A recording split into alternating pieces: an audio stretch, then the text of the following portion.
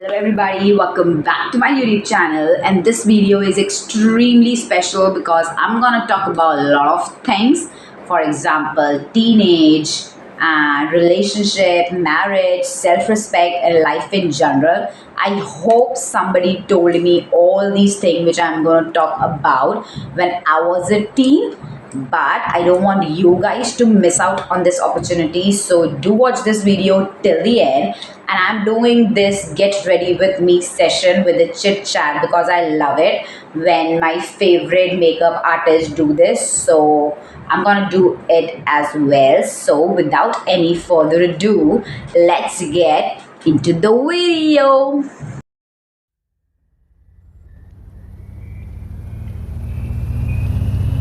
Okay, so I have bought some new product. I'm gonna talk about that as well. So I have bought Mama's Earth moisturizer, which is rich in vitamin C. So I'm gonna apply it and will tell you how is it. I think it's very good for dry skin, just like me. It smells great. I have this habit of smelling my makeup product. If it smells good, it's almost great for me. Okay, so this moisturizer is extremely good, but for dry skin, it smells great. And now it's turned for sun cream because it's summer and I just can't skip it. And I bought Lotus sun cream. I don't know how it will be because I have never used it before. So let me try this one in front of you.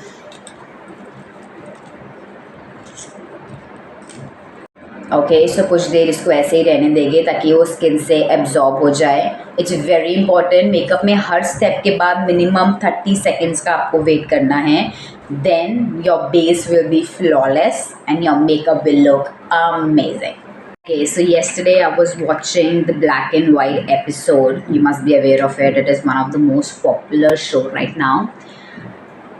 And they were talking that how our youngsters are focusing on relationship and how it's leading to suicide, anxiety, depression, and the numbers are extremely alarming.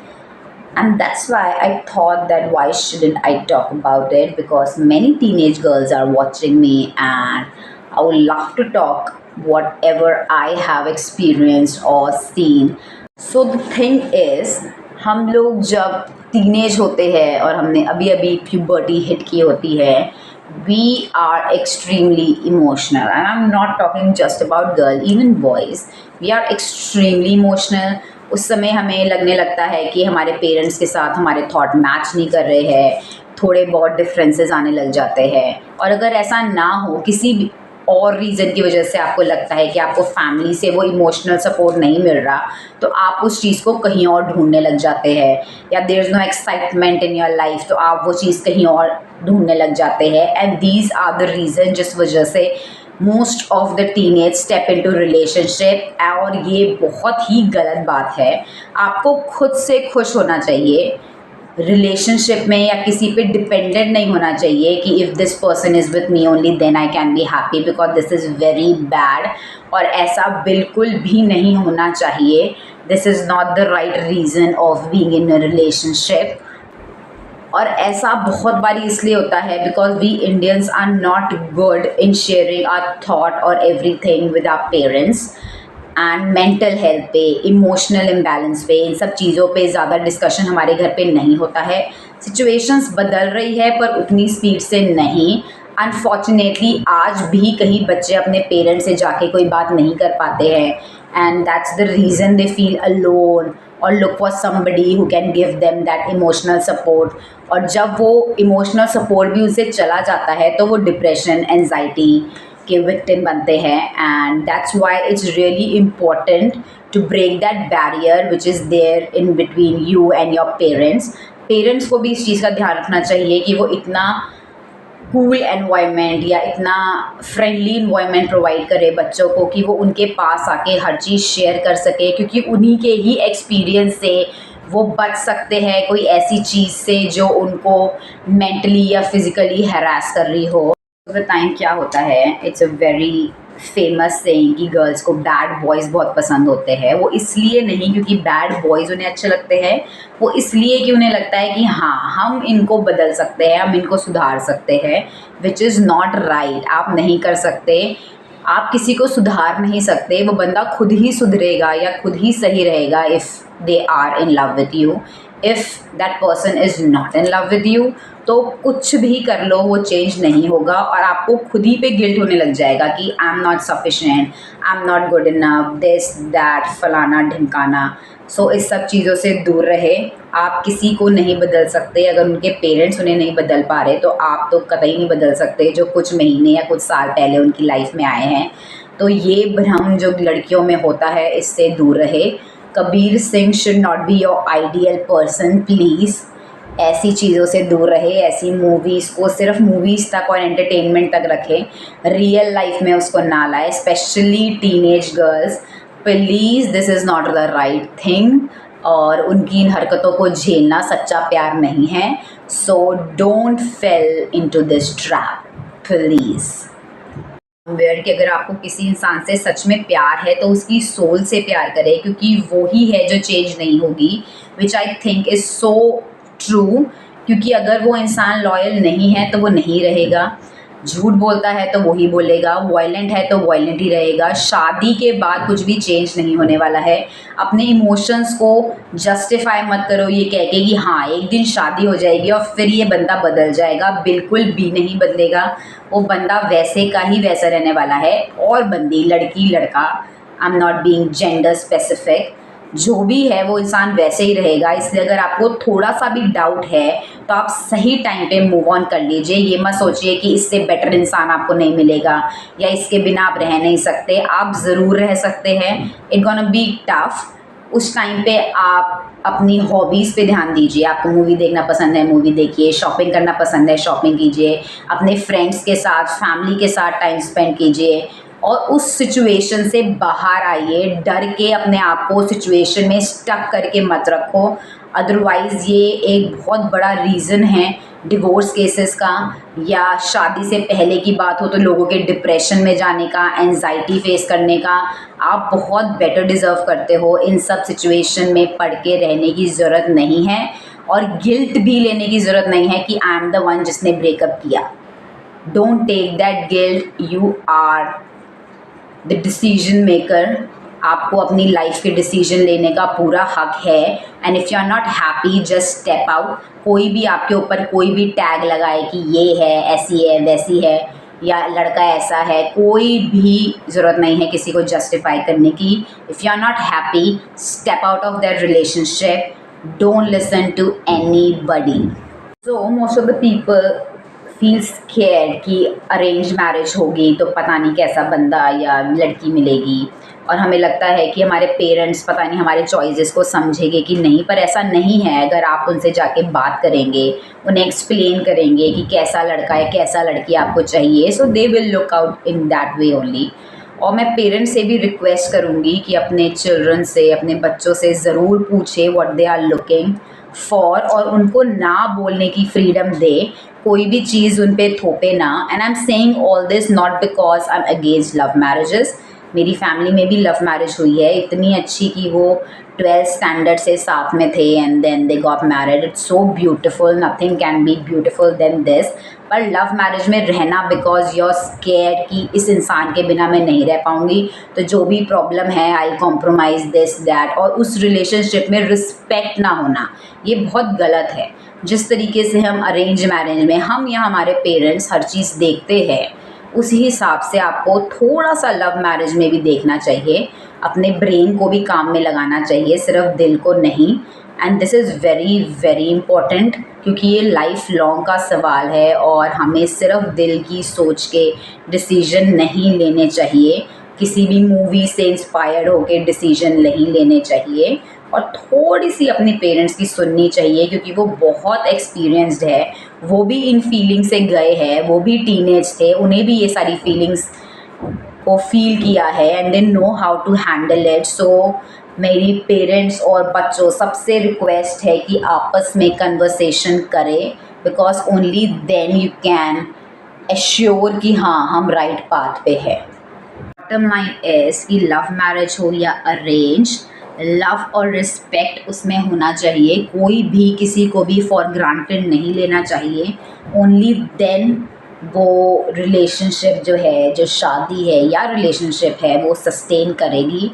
और else उसमें कोई ना कोई एक जना पिसता ही रहेगा।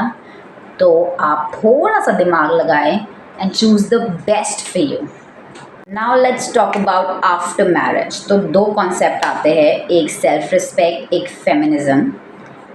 Self respect की कितनी हम किसकी सुने, द थिंग इज़ कि किसकी कितनी सुने से ज़्यादा हमें इस चीज़ पे फोकस करना चाहिए कि कौन सही है, और जिस टॉपिक पे भी हम डिस्कस कर रहे हैं उसमें किसका ज़्यादा एक्सपीरियंस है।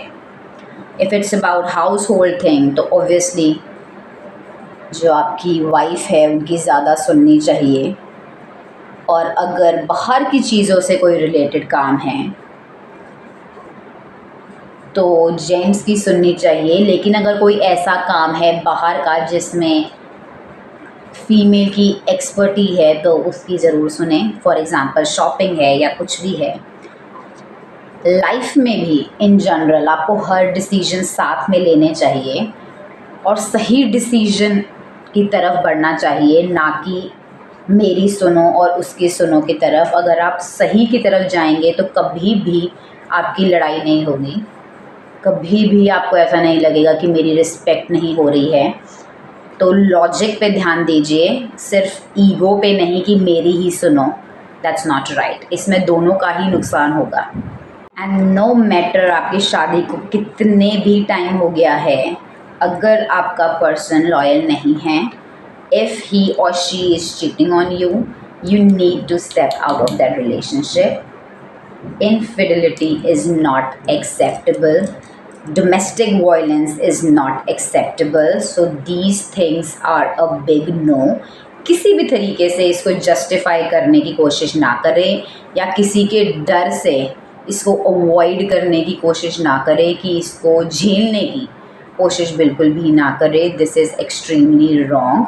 और ये आपके लिए नहीं, आपके आगे बच्चों के लिए भी है जो इस तरीके का इन्वायरमेंट देख के अपनी चाइल्डहुड स्पेंड करेंगे, विच इज़ वेरी रॉन्ग। उनकी मेंटल हेल्थ पे बहुत इफ़ेक्ट करेगा। तो अपने लिए नहीं तो अपने चिल्ड्रन के लिए ही सही, पर सही टाइम पे उस सिचुएशन से बाहर निकलें। So now the most unfortunately controversial topic, feminism, is something I'm going to talk about. I have done MA in English and I know कि ये जो टर्म है ये कहाँ से ओरिजिनेट हुई है। 19th सेंचुरी में वुमेन जो थी, ब्रिटिश वुमेन राइटर, उन्होंने इस चीज़ को, इस टर्म को ओरिजिनेट किया था, क्योंकि वो देखती थी कि यहाँ इंडिया में जो लेडीज़ है वो घर में इतना काम करती है लेकिन उन्हें कोई रिस्पेक्ट नहीं मिलती। सिर्फ सोसाइटी में मेन को ही रिस्पेक्ट मिलती है उनके काम के लिए। And that's when they told people कि नहीं, जो भी काम वुमेन कर रही है अपने घर पे वो भी उतना ही रिस्पेक्ट डिज़र्व करती है जितना आप करते हो जो बाहर जाके कमा रहे हो। तो इक्वल रिस्पेक्ट होना चाहिए, क्योंकि कहीं ना कहीं आप इक्वल ही हो और इक्वली ही कंट्रीब्यूट कर रहे हो सोसाइटी को। तो आप दोनों को अलग अलग दर्जा नहीं देना चाहिए, आप एक ही जगह हो। And that's what our lord Shiva सेना, Adi Shakti, that is what it's all about. लेकिन फेमिनिज्म को इक्वालिटी से हट के अब देखा जा रहा है, प्रोपेगेंडा बन गया है, बहुत ज़्यादा मेल बैशिंग हो रही है, विच इज़ नॉट राइट। हमें हर किसी का पॉइंट ऑफ व्यू समझना चाहिए। अगर लड़की बिजनेस कर सकती है, कार चला सकती है, MNC में काम कर सकती है, तो लड़का भी कुक हो सकता है, बेली डांसिंग कर सकता है, कोरियोग्राफर बन सकता है। Yesterday my husband was talking about this thing and I totally agree. He said that you're scared of lizard, huh? But if you'll say this to anyone, they'll be like, अरे बेचारी डरती है, so cute and all that. And if I'll say the same thing, they'll be like, अरे लड़का होके डरता है, ये है वो है। And this is so bad, क्योंकि जो इमोशंस है, डरने का, रोने का, वो भगवान ने हर ह्यूमन बीइंग में डाला है। तो हम कौन होते हैं डिस्क्रिमिनेट करने वाले कि ये इमोशन लड़की दिखा सकती है लेकिन लड़का नहीं दिखा सकता। Why men can't be fragile, they can be and it's okay. उन पे प्रेशर करना इज़ नॉट राइट। और फेमिनिज्म इस बारे में भी बात करती है। सब चीज़ों का अमीर या गरीब से कोई लेना देना नहीं है। मेरी कुछ फ्रेंड्स है जो काफ़ी यंग है और काफ़ी हाई सोसाइटी से बिलोंग करती है, and I have heard that saying कि एक ही तो लड़का है, अब इसको भी घुंघरू पहना दे क्या, विच इज़ सो रॉन्ग। अगर उस बच्चे को कथक पसंद है तो वो क्यों नहीं कर सकता, जस्ट बिकॉज वो लड़का है he can't do this. So today we talked about lots of things and I really love this session. I hope you too. If you agree to my views, do let me know by writing it in the comment section below. And if you have something more to say or ask, feel free to do that as well. Now it's my time to say bye-bye. We'll see you tomorrow with yet another session. And till then, take care of yourself and be happy. But before that, do see my final look.